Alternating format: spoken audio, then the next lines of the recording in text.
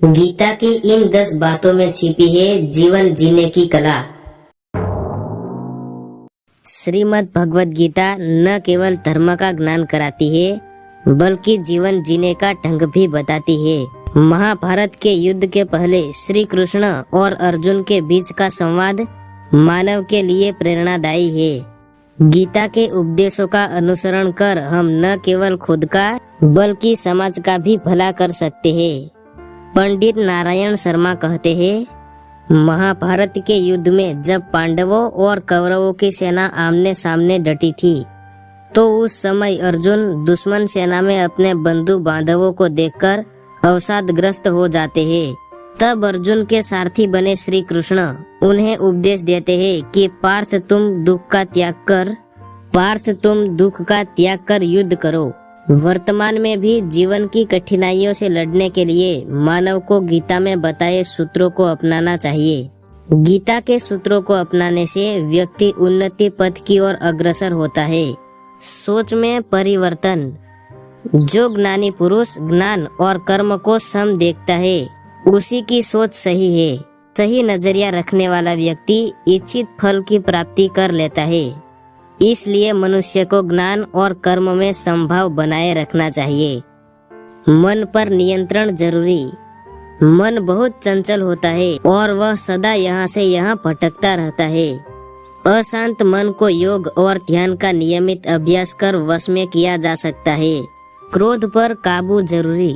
गीता में लिखा है कि क्रोध भ्रम पैदा करता है और भ्रम से बुद्धि विचलित होती है। जब बुद्धि का विचलन हो जाता है तो तर्क करने की क्षमता भी क्षीण हो जाती है। जब मनुष्य में तर्क करने की क्षमता नहीं रह जाती तो वह पतन की ओर अग्रसर हो जाता है।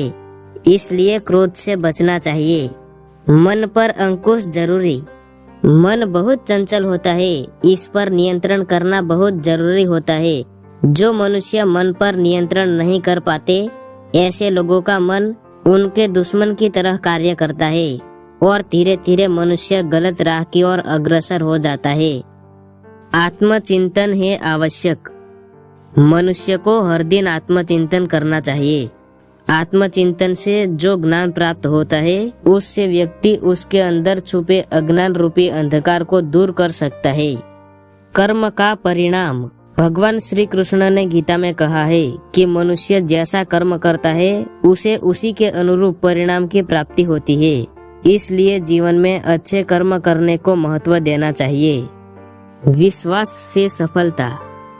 मनुष्य जो चाहे वह प्राप्त कर सकता है, बस जरूरत होती है इच्छित वस्तु को प्राप्त करने लगन के साथ कार्य करने की।